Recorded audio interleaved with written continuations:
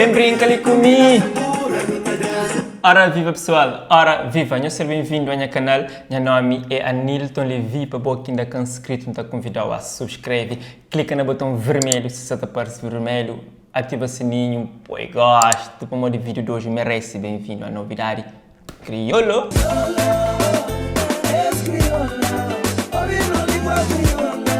Para começar, nós trazemos Too Much com o tema Susti. Essa música tem participação de Jocelyn e está disponível no YouTube.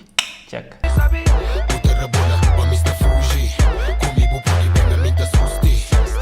Valoriza a Vida é novo videoclipe de Batucadeiras Mulheres de Boa Esperança. Essa música está a fazer parte desses DVD que em princípio está saindo em dezembro ou janeiro. Enquanto o DVD que sai, nós fica com um cheirinho de videoclipe.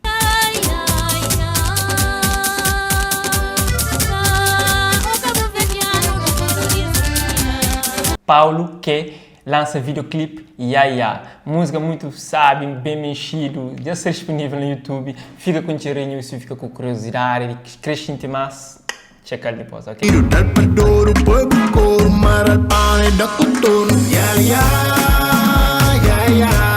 Artista Mito Cascas em parceria com o IPDD, que é Instituto Politécnico de Democracia e Desenvolvimento, já anuncia o projeto Mito Estuda, que é um projeto que consiste na leva educação para pessoas com menos condições econômicas e também que vivem nas localidades de pouco acesso. Uma grande iniciativa de ex-artista cabo-verdiano, não te deseja que esse projeto está bem para frente e que está a ser um sucesso.